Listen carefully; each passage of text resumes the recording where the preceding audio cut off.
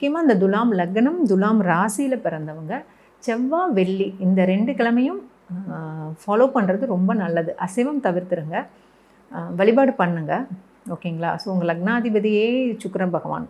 அதனால் வெள்ளிக்கிழமையில் வந்து சுக்கிரனை வழிபாடு பண்ணுறது ரொம்ப சிறப்பு. அதாவது உங்கள் ஆயுள், ஆரோக்கியம் இதெல்லாம் ரொம்ப நல்லாயிருக்கும். பொதுவாக வந்து சுக்கிரன், மகாலட்சுமி வழிபாடு பண்ணும்போது நல்ல பணம் கிடைக்கும், ஐஸ்வர்யம் கிடைக்கும் அப்படிம்பாங்க. உங்கள் லக்னத்தை பொறுத்த வரைக்கும் அதுக்கு மேலே கொட்டி கொடுக்குறவர் யாருன்னு பார்த்தீங்கன்னா, நம்மளோட செவ்வாய் பகவானும் முருகப்பெருமானும் தான். 2ஆம் அதிபதி இல்லைங்களா?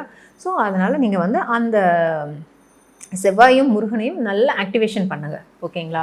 ஸோ முருகன் கோவிலுக்கு போகிறது, அபிஷேகத்துக்கு பன்னீர் வாங்கி கொடுக்கறது முக்கியமாக. அது வந்து நல்ல ஒரு தனவிருத்தியை கொடுக்கும். ஓகே.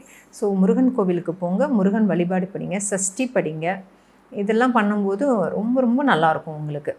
ஆல்ரெடி வந்துட்டு கிரக நிலைகள் ரொம்ப நல்லா இருக்குது. ப்ளஸ் கூட இதையும் சேர்த்து நீங்கள் செஞ்சுருங்க. ரொம்ப சிறப்பாக இருக்கும். படிக்கிற குழந்தைகள் கட்டாயம் வந்து படிப்பில் கவனமாக இருக்கணும். ஓகேங்களா? குலதெய்வ வழிபாடு உறுதியாக பண்ணிட்டு வாங்க. கலச வழிபாடு பண்ணுங்கள். ரொம்ப சிறப்பாக இருக்கும் உங்களுக்கு.